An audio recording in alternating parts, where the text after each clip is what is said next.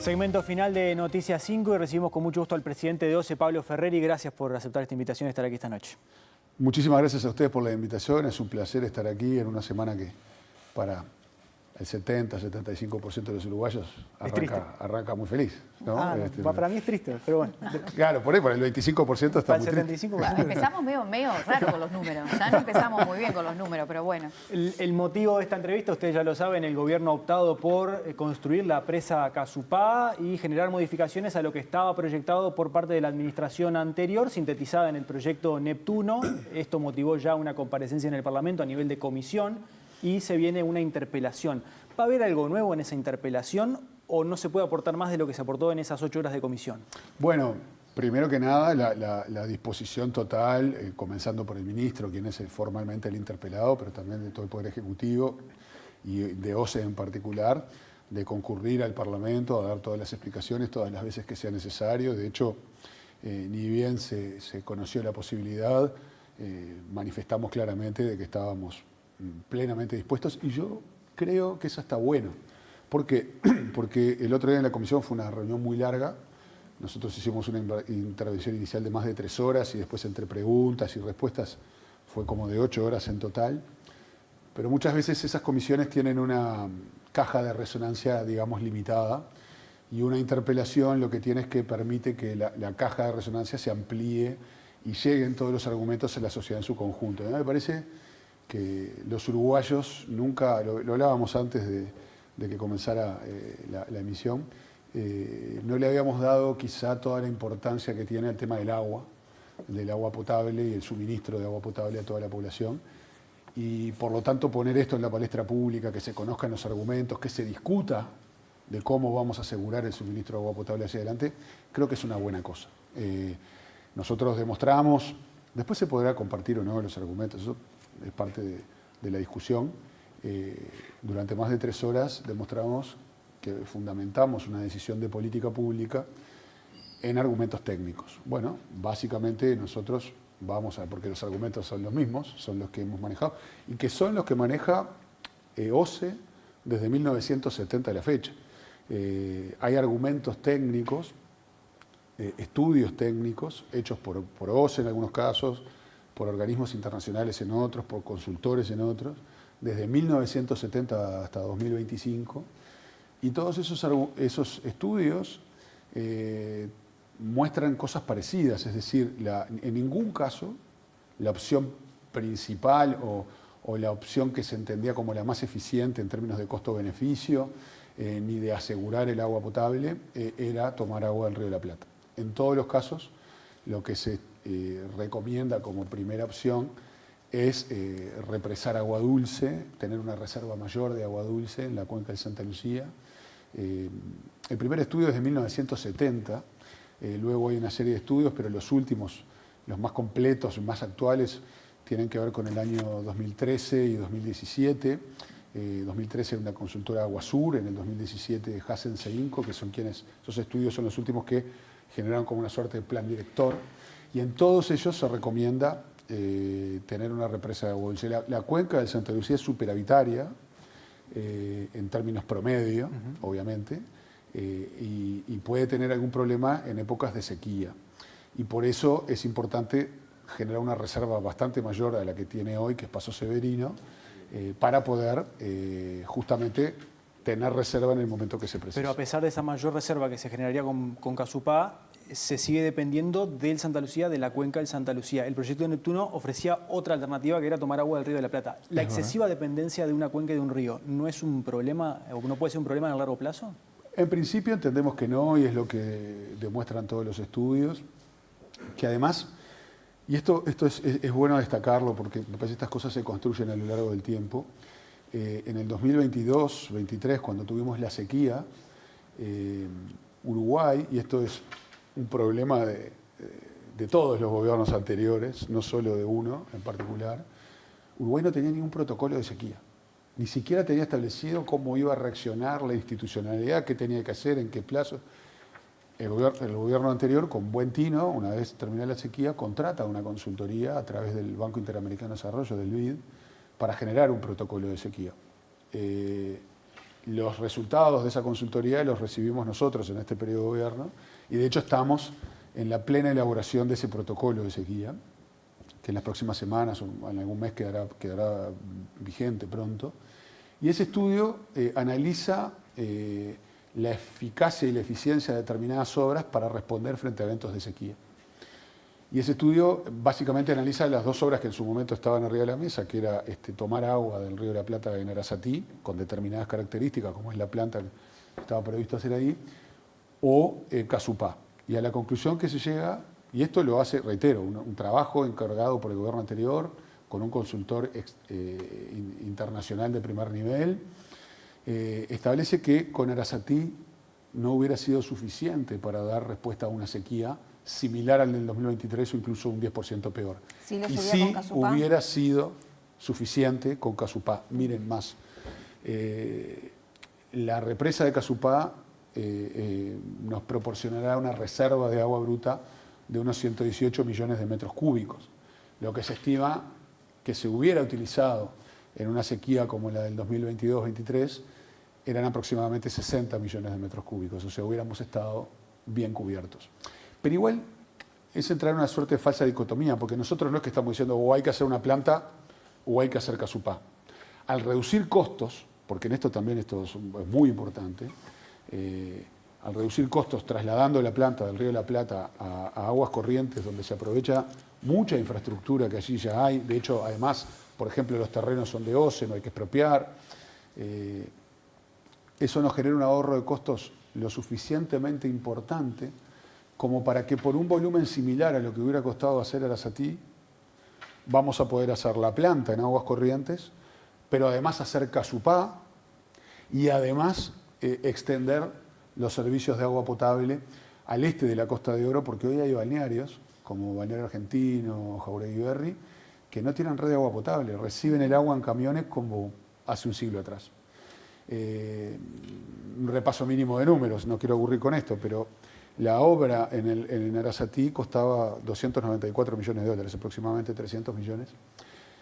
Pero había obras adicionales que había que hacer para que eso funcionara y pudiese volcar 200.000 metros cúbicos por día a la red metropolitana. Había que hacer una planta de energía que tenía un costo estimado de unos 30 millones de dólares.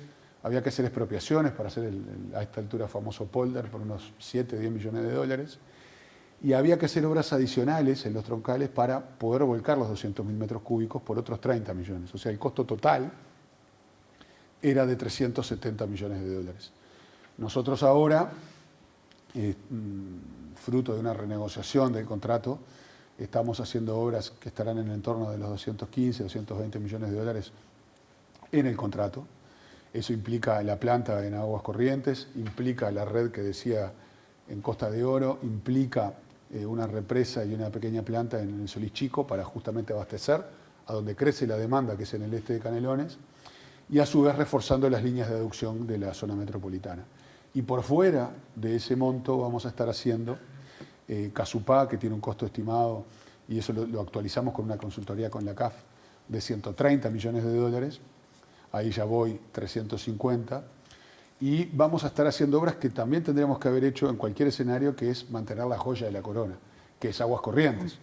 Aguas Corrientes, recordemos, genera entre 600 y 650 mil metros cúbicos diarios de agua potable, que es lo que consume el área metropolitana. Más allá de Casupá, más allá de la planta en Arasatí o la nueva planta en la cuenca de Santa Lucía, siempre se mantiene como el centro Aguas Corrientes. Ahí estaremos haciendo obras por unos 30 millones de dólares. Todo eso sumado nos da 370, 380 millones de dólares y permite tener un enfoque sistémico, hacer un sistema de obras que asegura el abastecimiento de agua potable al 2045, que es la premisa central, por un costo similar a lo que hubiera salido de Arasatí, que la obra de Arasatí sola no aseguraba el abastecimiento de agua potable al 2045 y no era una garantía frente a eventos de sequía similares al del 2023. ¿Eso implica que no estaba bien hacer una planta? No, hay que hacer una planta. Con ese objetivo estamos de acuerdo, por eso la estamos haciendo en otro lugar. Salimos de la falsa dicotomía y vamos a estar haciendo la planta y la represa de Casupá. ¿Qué procesos, qué tiempos se van a dar a partir de ahora para adjudicar todas estas obras y qué compromisos hay con el consorcio con el cual se había firmado el contrato modificado? Sí, nosotros renegociamos el contrato, estamos en un plazo que es hasta el 31 de agosto para aterrizar todos estos cambios y vamos a hacer estas obras dentro del contrato, que entendemos que es el mismo objeto, porque básicamente el contrato era hacer una planta potabilizadora, líneas de aducción, no de transporte del agua, y una represa, perdón, una represa no, una reserva de agua dulce, que era el polder. Estamos haciendo básicamente esas mismas obras, pero en otras localizaciones. Y por fuera de eso, sin tener nada que ver con el contrato, vamos a hacer una licitación pública para la cual ya lanzamos la precalificación de empresas para la construcción de Casupá. O sea, son dos procesos que van en paralelo, pero que en su conjunto nos permiten tener un sistema de obras para asegurar el abastecimiento de agua potable al 2045. Más allá de estas obras anunciadas, ¿qué se espera con respecto a estos protocolos también de sequía al uso eficiente del agua? En su momento, cuando pasó lo que pasó, empezamos a tener en cuenta muchos detalles del día a día. Esas mangueras constantemente prendidas, por ejemplo, en los lavaderos de autos o en los edificios lavando las entradas, o uno en su propia casa empezó a darse cuenta que tenía un uso que no era para nada eficiente del agua. ¿Qué pasa con eso? ¿Se piensa en algún sistema que pueda estar con una tarifa inteligente como UTE tiene, por ejemplo, con medidores, de alguna manera poder ir a un camino donde cada uno también se haga responsable de cómo consume esa agua, más allá de que es un derecho, ¿no? Sí, yo creo que todo el esquema de relacionamiento de OCE con la ciudadanía y con sus clientes, que son lo que al final también son los ciudadanos, para OCE, tiene que ser repensado y en muchos casos cambiado. O sea, tiene que haber un énfasis mucho mayor en un tema de cultura, de cuidado del recurso hídrico, que hoy no tenemos, porque dicho coloquialmente, hasta ahora siempre abríamos la canilla y el agua salía, a nadie le importaba mucho más lo que había detrás. Dentro de lo malo de la sequía, creo que algo bueno es que puso el tema en el foco y por lo tanto hoy le damos otra importancia. Entonces ahí hay mucho para repensar y para ver. Dentro también de nuestros objetivos centrales está reducir las pérdidas de agua que tiene toda la red de OCE. Para que tengan una idea, por cada litro de agua que se factura, hay un litro no facturado. Sí, eso no quiere decir que se pierde el 50% del agua, porque dentro de ese 50% hay un 15% que son pérdidas comerciales, que no está bien medido, hay fraudes, etcétera, hay bonificaciones, hay subsidios, pero hay un 35% del agua producida que se pierde y ahí vamos a estar poniendo un foco fuerte también a través de un programa de modernización. Vamos a dotar de bastante más tecnología OCE. Eso implica medir mucho mejor las redes de agua, también la conexión de los hogares, para ver a dónde están esas pérdidas y poder actuar en tiempo real. Y luego compasarlo con inversiones para corregir los lugares donde se den las mayores pérdidas. Claro, se habla mucho también hablábamos de que no estaba mucho sobre la mesa y tampoco la inversión, y muchos políticos decían, bueno, nadie inaugura un caño bajo tierra, porque no se ve, porque no se cortan cintas, y eso también es una dinámica de la política, cómo esta sequía también viene un poco a poner esto, a ayudar a que haya más presupuesto para realmente modificar toda esta Bueno, yo debo decir red. que dentro de un contexto fiscal complejo, como lo ha dicho el ministro y las autoridades, OCE ha sido especialmente considerada en su plan de inversión en general, pero particularmente también con este proyecto de modernización que yo les comentaba, que va a hacer un énfasis muy fuerte en todo lo que tiene que ver con tecnología para poder medir en tiempo real. ¿Cuánto se va a invertir en ese plan? Sí, el plan de modernización de OCE tiene un monto que estamos negociando con organismos multilaterales de unos 60 millones de dólares. Ahí va a haber cambios que tienen que ver con el software de gestión de OCE, que es muy antiguo,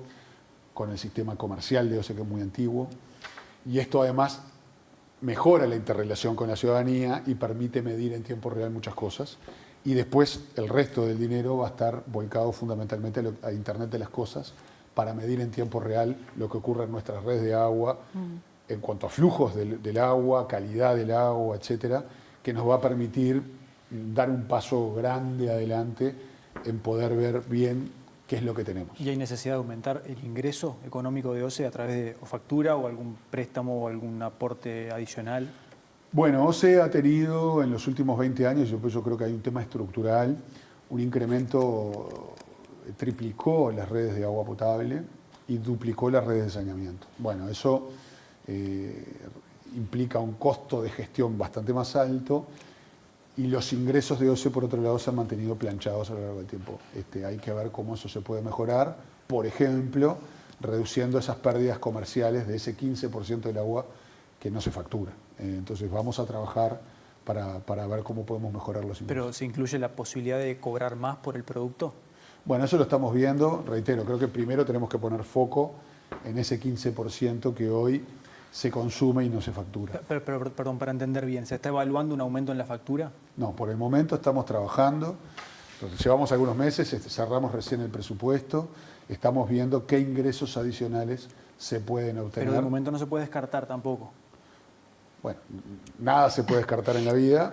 En este momento no está planteado, lo veremos más adelante, pero claramente hay ingresos que OCE necesita para poder atender esa red que ha crecido y que requiere además mayores inversiones, porque por ejemplo hay nuevos requerimientos de la URSEA en cuanto a la calidad del agua, tratamientos que tienen que ver para disminuir por ejemplo el arsénico en muchos lugares, muchas cosas por hacer que requieren inversiones adicionales.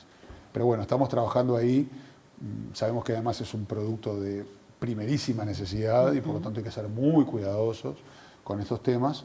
No tenemos por ahora eso arriba de la mesa, lo veremos. Claro, por eso yo venía a un poco al plan que hace UTE en esto del uso eficiente, donde en realidad hay parámetros, según lo que uno gaste, dependiendo de lo que uno hace, debería tener un consumo dentro de parámetros que sean realmente eficientes, ¿no? Si se apunta a algo así, Sí, diferencial, una tarifa de hecho, diferencial. OCE tiene algo primigenio Sí. en esa línea, que es un consumo mínimo de un determinado metraje cúbico. Es cierto. Que eso tiene una tarifa determinada y bueno, si tú gastas por encima de eso, el costo es otro. Yo creo que ahí hay cosas más allá de aumento de tarifas. Exacto. Saco eso para el costado, aún recaudando lo mismo, creo que puede haber un esquema de incentivos a un uso más eficiente, o dicho de otra manera también de desincentivos de un despilfarro del agua. Entonces, ahí hay mucha cosa para ver, estamos trabajando también en esos temas, pero claramente tenemos que cuidar bastante más el recurso hídrico. Cuando hacía el recuento de los costos que tenía Neptuno, hablaba de 7 a 10 millones de dólares de expropiaciones. ¿Se llegó a hacer alguna, o se llegó a pagar por expropiaciones? Mira, hubo 2 padrones por un monto relativamente menor que sí se pagó, pero la enorme mayoría no terminaron los procesos de expropiación y por lo tanto no se llegaron a hacer desembolsos significativos. ¿Y qué pasa con esos 2 padrones que sí? Esos 2 padrones primero se ponen a disposición, primero se les ofrecen a quienes fueron expropiados, luego también se ponen a disposición de otros organismos del Estado si es que los llegan a considerar necesarios, y si no ese es el caso, si no los quieren quienes fueron expropiados, si no hay otro organismo del Estado que los pueda precisar, se ponen a una subasta pública. ¿Y en qué fecha se hizo? Porque la firma fue al final del gobierno pasado, digamos. Bueno, pero fueron procesos, nosotros asumimos a fines de marzo, entonces entre febrero y marzo fue que se avanzó en algunos de esos. Obviamente nosotros cuando subimos paramos un poco todo eso. ¿Cuánta plata fue? Estamos hablando de algunos millones de pesos, pero no es un monto... Un monto menor. Sí, un monto para los números que estamos hablando.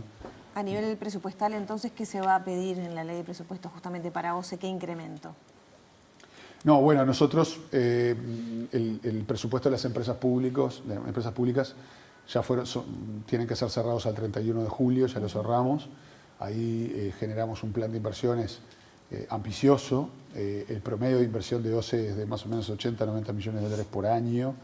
Nosotros vamos a estar más en 120, 130 por año, porque además de todo este paquete tenemos un paquete de saneamiento fuerte también y de mantenimiento del resto de la infraestructura de OCE, que como les decía, ha crecido de manera importante y por ello es que tenemos este plan ambicioso y también estamos dando vuelta a una tendencia que era preocupante de pérdida de personal propio de OCE. Desde el 2018 a la fecha OCE perdió entre 800 y 900 funcionarios. Estamos recuperando una parte de eso, que son aproximadamente 200. Y eso, junto con las vacantes que ya tenía el organismo, nos va a permitir poder cubrir algunas áreas críticas que hoy OCE no tiene los funcionarios necesarios como para poder dar un servicio de calidad. Presidente, ¿qué pasó con los ductos que se instalaron entre el río San José en el momento de la sequía para generar un trasvase de agua? Sí, esa fue una inversión que se hizo de urgencia en la sequía, fueron aproximadamente un costo de unos 50 millones de dólares. Hoy esa infraestructura no se utiliza, pero nosotros estamos evaluando de qué manera poder utilizarla de la mejor manera posible, porque es una inversión importante. Pero de última está bueno que esté allí porque permite en casos de emergencia tener un poco de cintura. Vamos a trabajar con esa infraestructura. No hay que mantenerla, queda...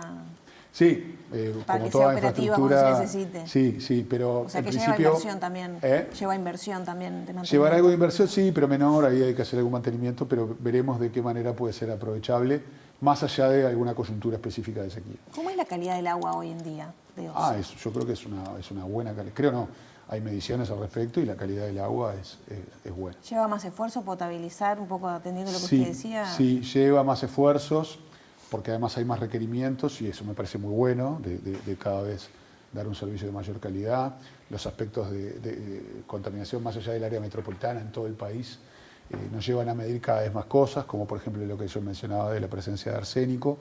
De hecho, en el periodo pasado ya se trabajó con un préstamo del BID de unos 30 millones de dólares, ahora vamos a hacer otra parte para reducir los niveles de arsénicos en aquellos lugares donde estos problemas estaban, por lo cual la respuesta es sí.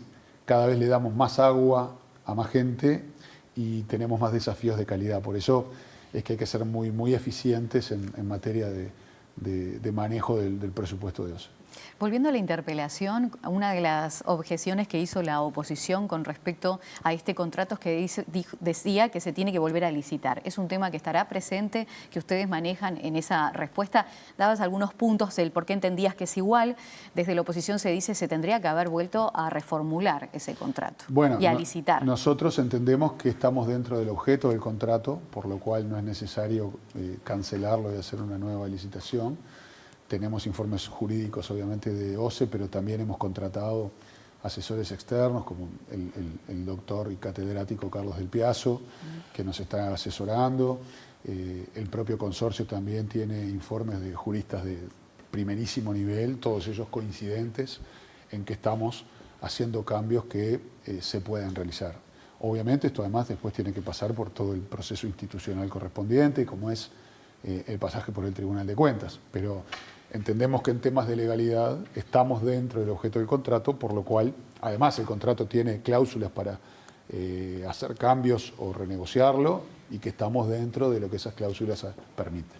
Sabiendo que la preferencia del gobierno entrante era Casupá y no tanto Neptuno, ¿fue imprudente haber firmado el acuerdo por Arasatí? Yo no quiero calificar, sí digo que desde 1970 hasta 2025, todos los estudios, todos los planes directores de OCE iban en una línea, que era la construcción de una represa de agua dulce, y más adelante hacer una planta de agua potable de 200.000 metros cúbicos en la cuenca del Santa Lucía.